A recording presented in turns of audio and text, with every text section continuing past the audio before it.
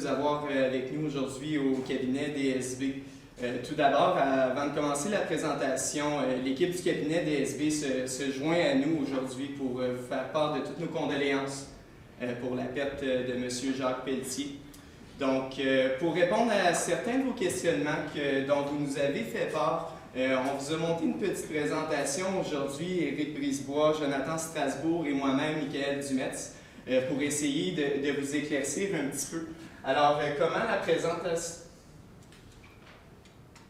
présentation sera séparée aujourd'hui?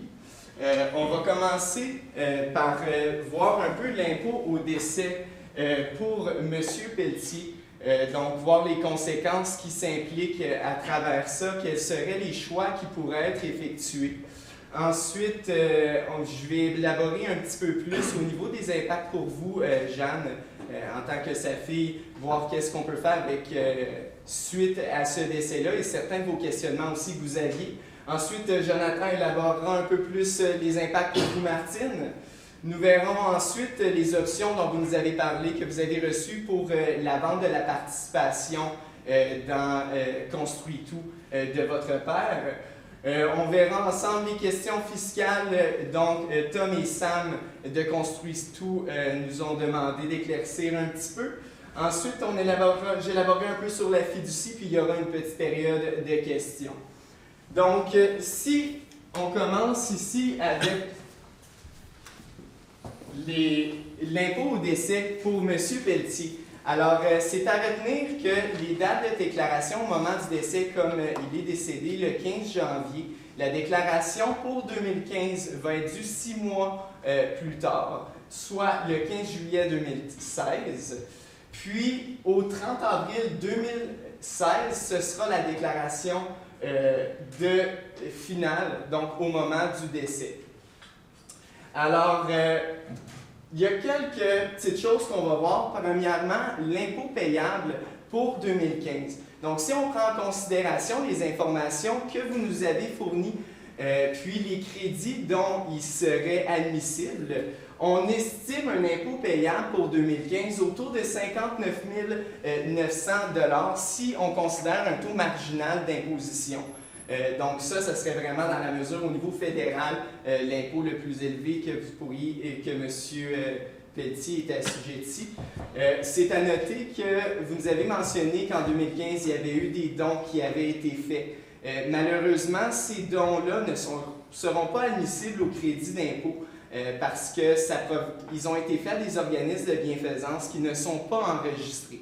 Alors, pour que les dons soient admissibles, c'est absolument important que ce soit des organismes enregistrés. Ensuite, au niveau de la déclaration finale, on a des choix qui s'offrent à vous. Donc, il est possible de faire une déclaration distincte pour les revenus de droits et biens. Donc, dans le cas de M. Pelletier, il y avait un dividende qui avait été déclaré mais non payé, puis des coupons d'intérêt qui avaient été non payés aussi, pour un total de 8 000 $ qui pourrait être inclus dans cette déclaration-là. Ce qui pourrait faire en sorte de diminuer l'imposition parce que ça serait auto-progressif dans ce cas-là. Un autre choix qui serait possible, ça serait pour les biens qui ont été transférés à vous, Martine, et à vous, Jeanne, c'est d'inclure les conséquences directement dans vos déclarations. Donc, c'est un choix qui peut être fait. Puis, on verra, selon votre revenu, qui est déjà au taux d'imposition le plus bas, ça pourrait être intéressant aussi à envisager. On pourra l'élaborer si c'est quelque chose que vous envisageriez. Ensuite, vous nous avez parlé, Martine, comme quoi vous aimeriez utiliser l'assurance vie de M. Pelletier pour régler les frais judiciaires. Ce serait intéressant, oui, de régler les frais judiciaires, en effet, avec cette assurance vie-là, mais aussi vous pourrez aider avec la succession à payer, l'impôt à payer. C'est à noter qu'au moment du décès, il y a une fiducie testamentaire qui va se créer automatiquement. Au moment que les biens vont être distribués, c'est important de signer l'acte de décharge avec l'Agence du revenu du Canada au moment de la distribution des biens. Donc, on va passer au niveau des impacts pour Jeanne de la déclaration finale de M. Pelletier.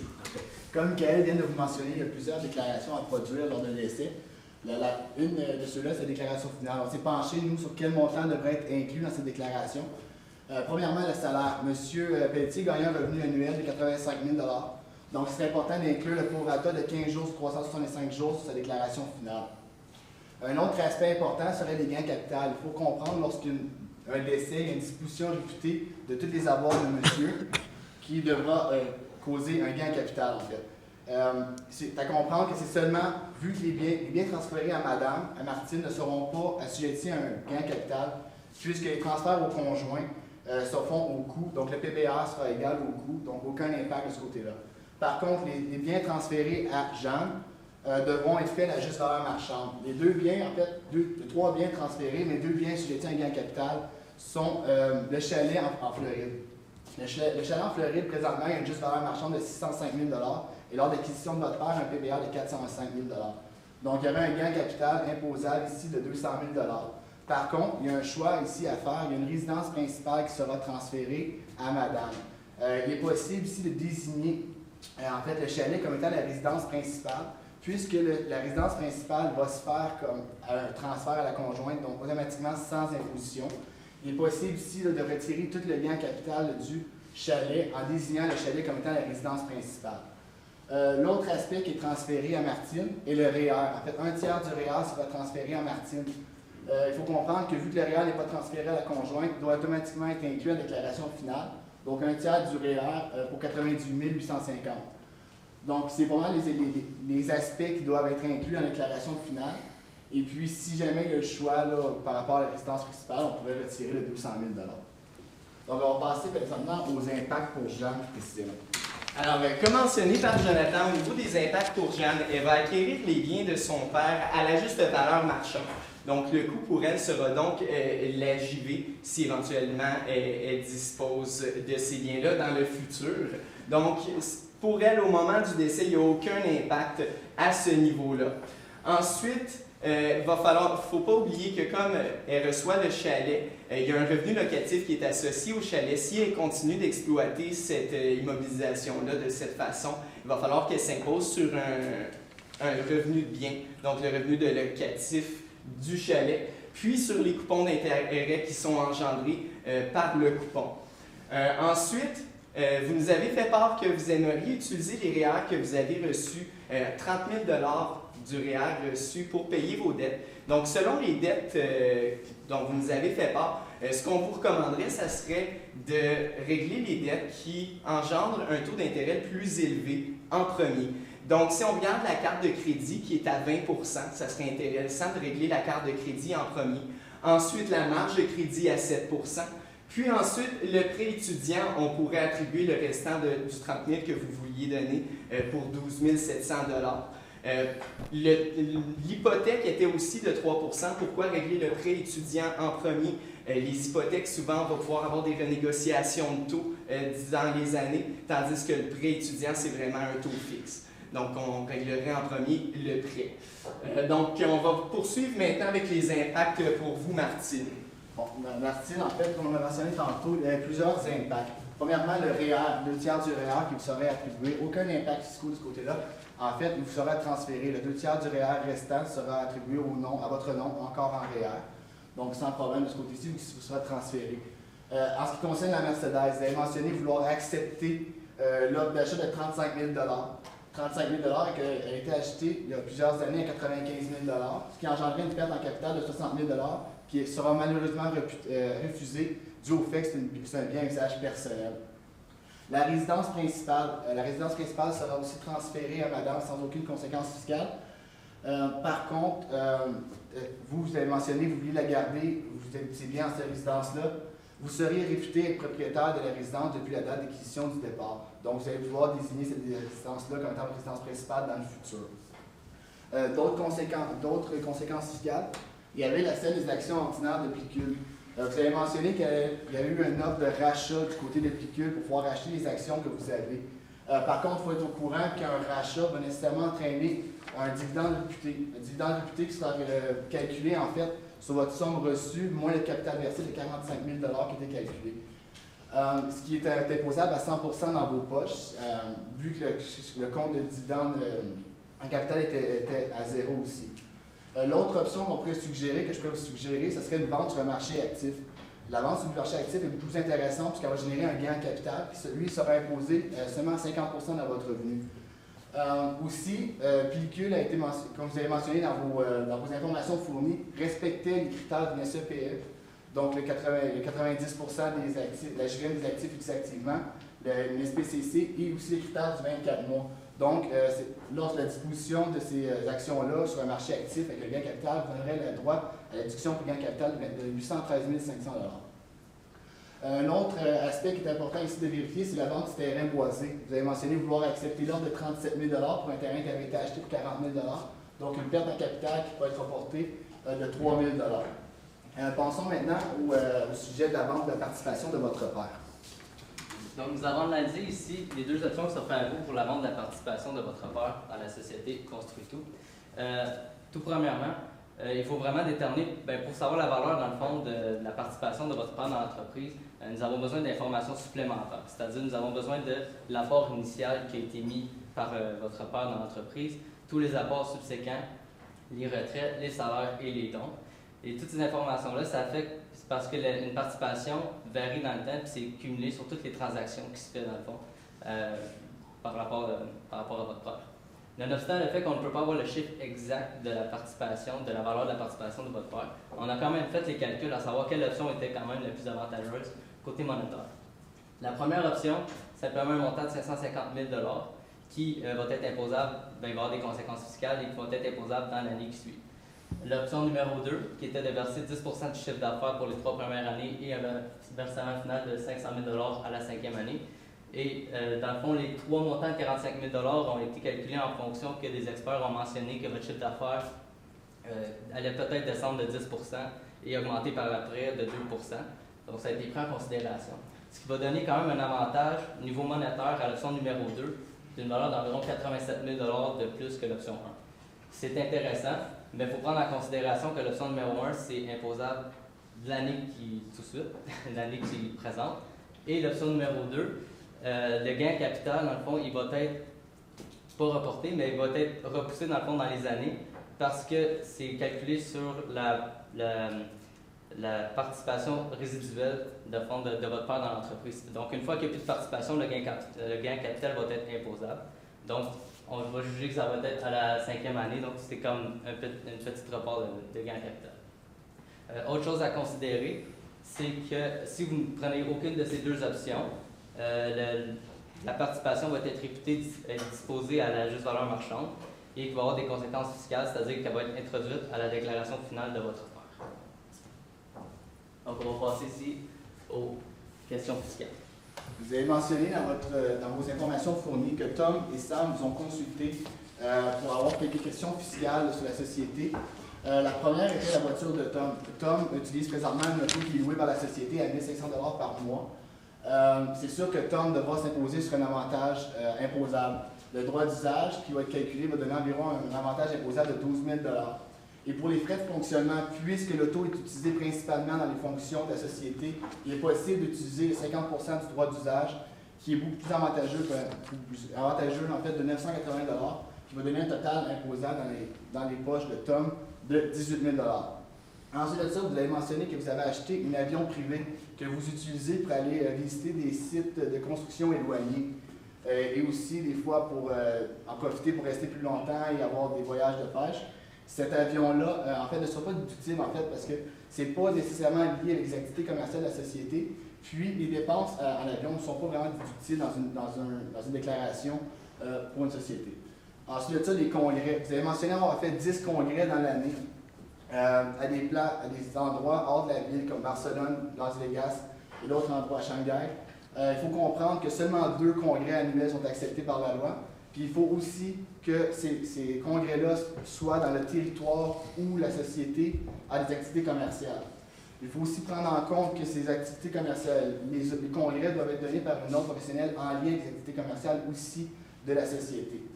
Donc, ça serait vérifié ici, puisque la liste n'a pas été mentionnée, les 10 congrès, si certains congrès pourraient répondre aux critères et ensuite de ça être déduits. Ensuite, on va continuer avec la fiducie de Jeanne qui a l'intention de créer une fiducie pour sa fille. Donc, Jeanne, vous avez fait part que vous aimeriez commencer à mettre de l'argent de côté pour votre fille, pour ses études plus tard. Ce qui est évidemment une très bonne chose. Vous nous avez parlé d'une fiducie. Donc, comme quoi vous aimeriez attribuer à la fiducie le revenu de location que vous allez recevoir par le chalet que vous avez reçu de votre père. Donc, il y a une possibilité, en effet, d'utiliser une fiducie et de transférer les biens, le bien locatif et les obligations. Mais il ne faut pas oublier qu'il y a certains inconvénients à utiliser une fiducie. Donc, la fiducie va devoir quand même faire une déclaration d'impôt, donc qui va être due 90 jours après sa fin d'année, qui est maintenant au 31 décembre pour les fiducies. Ensuite, ça demande aussi de la gestion, donc de donner les droits discrétionnaires de fiduciaire à votre conjoint Jason, c'est faisable aussi. Mais il ne faut pas oublier que, comme votre fille a 3 ans en ce moment, puis que c'est pour ses études futures, peut-être ses études postsecondaires aussi, dans une fiducie, il y a une disposition réputée des biens à tous les 21 ans.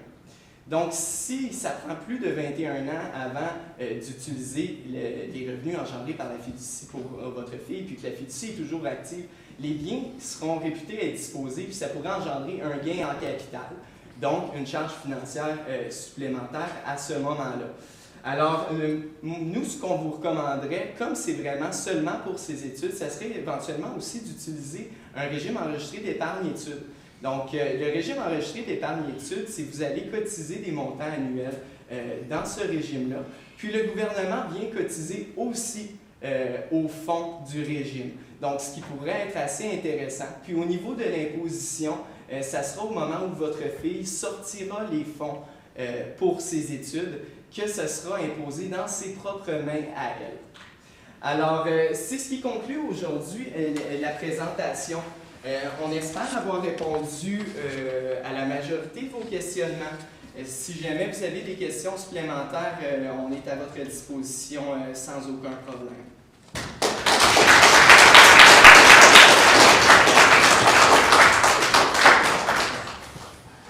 Vous aviez calculé un impôt pour 2015 d'à peu près 60 000 $. Avez-vous calculé un impôt pour 2016, suivant la disposition réputée?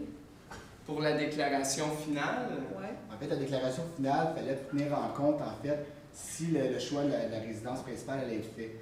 Il y avait 3 900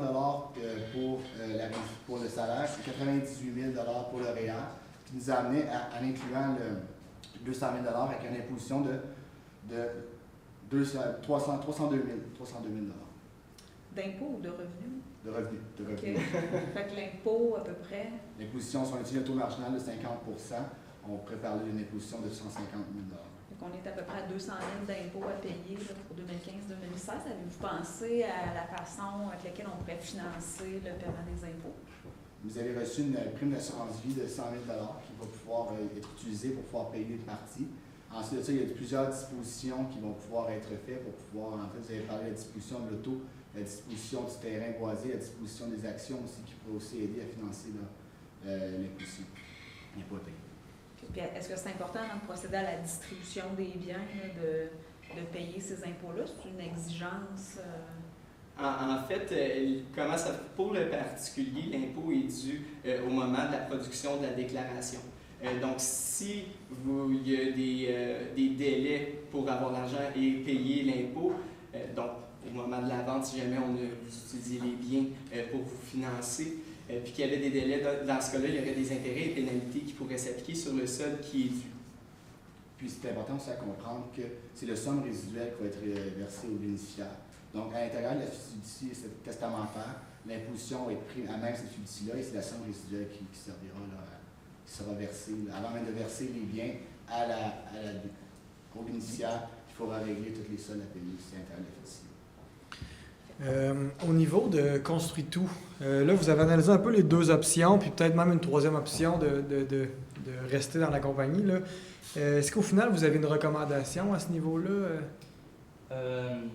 Une recommandation, moi je recommanderais personnellement l'option numéro 2, juste parce que dans le fond, elle donne une équité supérieure de 87 000 $ par rapport à l'option numéro 1. Mais c'est vraiment à prendre en considération comme la valeur de la participation du père. Il faut vraiment qu'on ait les informations disponibles pour pouvoir calculer la valeur. Donc, c'est vraiment là qu'on pourra vraiment clarifier quelle option serait la meilleure. Puis exemple, si vous retenez l'option 2, le traitement fiscal, ça serait quoi à ce niveau-là? Dans quelle déclaration ça serait imposé? Puis un peu le traitement que vous feriez, là? En fait, c'est dans le cas, si c'est dans le cas où on prend la deuxième option, la participation va avoir été léguée à Jean. Donc, dans ce cas-là, il y aurait eu des impacts au niveau de la déclaration finale de votre père. Donc, il y aurait une imposition sur un gain en capital si, encore là, avec les informations qu'on a, ça résulterait en un gain en capital. Donc, ensuite, la participation appartiendrait à Jean. Donc, au moment de la disposition, elle aussi devrait s'imposer sur un gain en capital, dans ce cas-là, en fonction de la variation. Là, il y aurait la diminution du PBR résiduel de la participation puisqu'elle va avoir été vendue.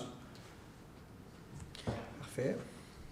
Petite question concernant les pertes. Il y avait des pertes qui avaient été réalisées dans Constructout, puis est-ce qu'on pourrait les utiliser d'une quelconque façon?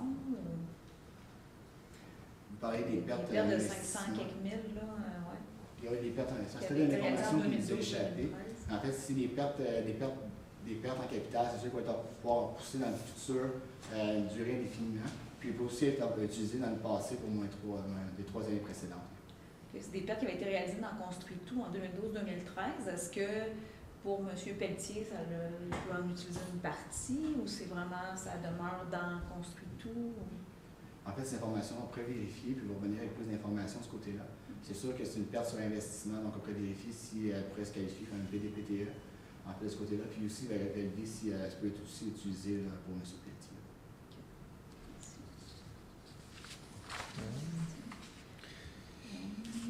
Pour la résidence principale, vous avez dit que vous reviendriez là-dessus.